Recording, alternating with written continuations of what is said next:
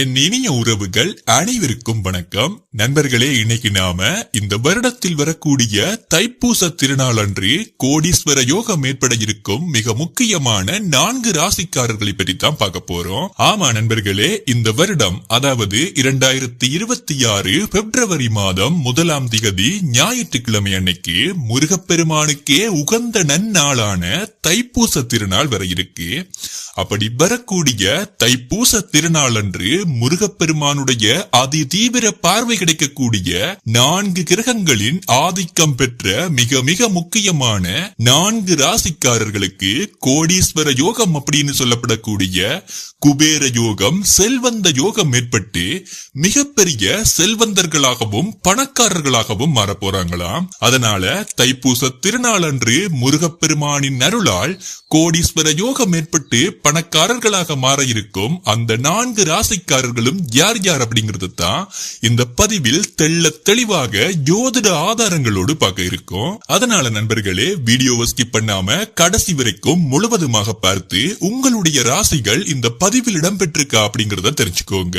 கூடவே வீடியோக்குள்ள போறதுக்கு முன்னாடி எத்தனை பேரு இந்த வருடம் தைப்பூச திருநாளுக்காக விரதம் இருக்கீங்க அப்படிங்கறதையும், உங்கள யார் யாருக்கெல்லாம் முருகப்பெருமானை மிகவும் பிடிக்கும் அப்படிங்கறதையும் கமெண்ட்ல சொல்லுங்க. மேலும் வீடியோக்குள்ள போறதுக்கு முன்னாடி உங்களுக்கு இந்த பதிவு பிடிச்சிருந்துச்சு அப்படின்னா இந்த வீடியோவை லைக் பண்ணிட்டு கீழே கமெண்ட் பாக்ஸ்ல ஓம் சரவண பவ போற்றி அப்படின்னு சொல்லி கமெண்ட் பண்ணுங்க. அனைத்து நல்லுள்ளங்களுக்கும் அந்த முருகப்பெருமானுடைய அருளும் ஆசீர்வாதமும் இந்த தைப்பூசம் திருநாள் அன்று பரிபூர்ணமாக கிடைக்கட்டும். வாங்க இப்ப வீடியோக்குள்ளாடி போகலாம். நண்பர்களே, இதுல கவனிக்க வேண்டிய முக்கியமான விடயம் என்ன அப்படின்னா, இப்ப நாம பார்க்கக்கூடிய இந்த 4 ராசிக்காரர்களுக்கு மட்டும்தான் தைப்பூசம் அன்னைக்கு கோடீஸ்வர யோகம் ஏற்படும் அப்படின்னு சொல்றீங்களே, அப்படின்னா மற்ற ராசிக்காரர்களுக்கு நற்பலன்கள் எதுவும் ஏற்படாதா அப்படின்னு கேட்டீங்கன்னா, நிச்சயமாக 12 ராசிக்காரர்களுக்குமே தைப்பூசம் திருநாள் அன்று அந்த முருகப்பெருமானுடைய அருளும் அனுக்கிரகமும் பரிபூர்ணமாக கிடைக்கும் அப்படிங்கறதுல மாற்று கருத்தே கிடையாது.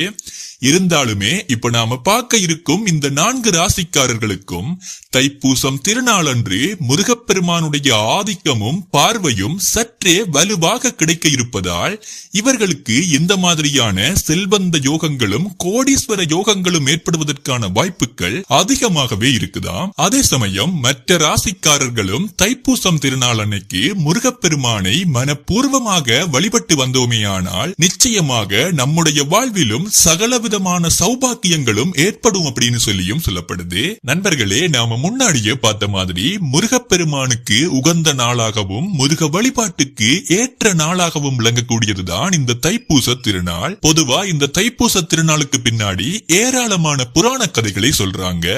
அதுல மிக மிக முக்கியமானது என்ன அப்படின்னா, சூரனை வதம் செய்வதற்காக முருகப்பெருமான் புறப்பட்ட சமயம் பார்வதி தேவி தன்னுடைய சக்தியின் வடிவாக வேலாயுதத்தை முருகப்பெருமானுக்கு வழங்கிய நாள் தான் இந்த தைப்பூசம் அப்படின்னும், முருகன் சூரனை வதம் செய்ததும் இந்த தைப்பூச திருநாளில் தான் அப்படின்னு சொல்லியும் சொல்லப்படுது. அப்படிப்பட்ட இந்த தைப்பூச திருநாளில் கோடீஸ்வர யோகம் ஏற்பட இருக்கும் அந்த 4 ராசிக்காரர்களை இப்ப நாம பார்க்கலாம். அந்த வகையில் தைப்பூச திருநாள் அன்று கோடீஸ்வர யோகம் ஏற்பட இருக்கும் முதல் ராசிக்காரர்கள் யார் அப்படின்னா மேச ராசிக்காரர்கள். ஆமா நண்பர்களே, இந்த வருடத்தில் வரக்கூடிய தைப்பூச திருநாள் அன்று இந்த மேச ராசிக்காரர்களின் வாழ்வில் ஏராளமான நல் யோகங்கள் ஏற்பட இருக்கு அப்படின்னு சொல்லப்படுது.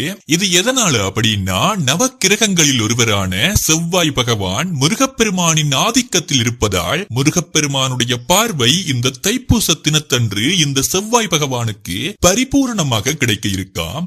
அந்த வகையில் செவ்வாய் பகவானின் ஆதிக்கம் நிறைந்த ஆட்சி உச்சம் நிறைந்த இந்த மேச ராசிக்காரர்களின் வாழ்விலும் செல்வந்த யோகங்களும் கோடீஸ்வர யோகங்களும் உண்டாக இருக்காம். குறிப்பாக இவர்களுடைய வாழ்வில், அதாவது மேச ராசிக்காரர்களின் வாழ்வில் ஏதாவது பிரச்சனைகளும், குறிப்பாக பண ரீதியான பிரச்சனைகள் இருந்துச்சு அப்படின்னா அந்த செல்வ பிரச்சனைகள் அனைத்தும் நீங்கி அதிகளவான பண பிளக்கம் ஏற்படும் அப்படின்னும், திடீர் அதிர்ஷ்டங்களும் ராஜ யோகங்களும் ஏற்படும் அப்படின்னு சொல்லியும் சொல்லப்படுது.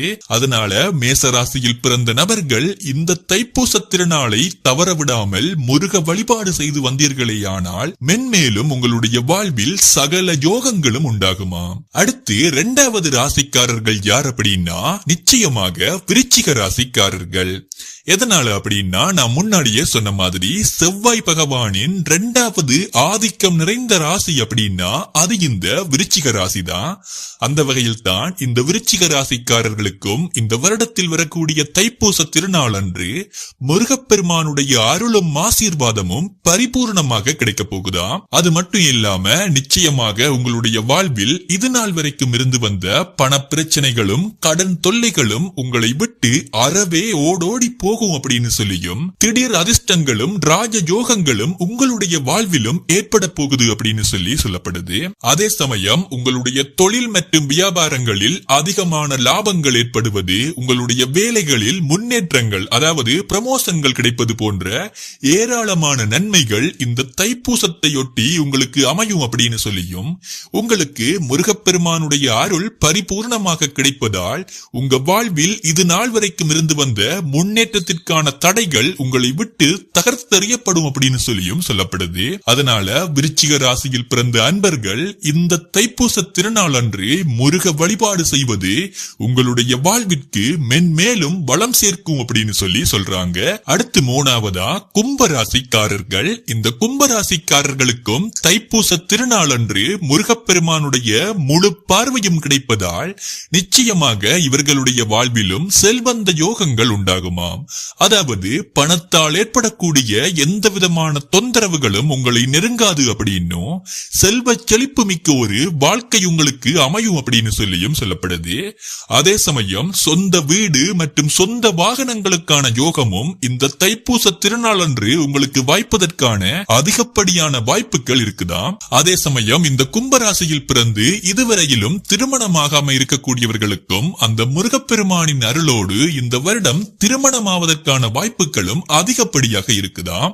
அதனால கும்பராசியில் பிறந்தவர்களும் இந்த தைப்பூச திருநாள் அன்று முருக வழிபாடு செய்து வந்தீர்களேயானால் நிச்சயமாக சகல சௌபாக்கியங்களும் உங்களுக்கு கைகூடும் அப்படிங்கறதையும் சொல்லிக்கிறேன். அடுத்து 4வதா பார்க்கக்கூடிய ராசி மீன ராசி. ஆமா நண்பர்களே, இந்த மீன ராசி அப்படிங்கிறது குரு பகவானுடைய ஆதிக்கம் நிறைந்த ஒரு ராசியாக விளங்குது.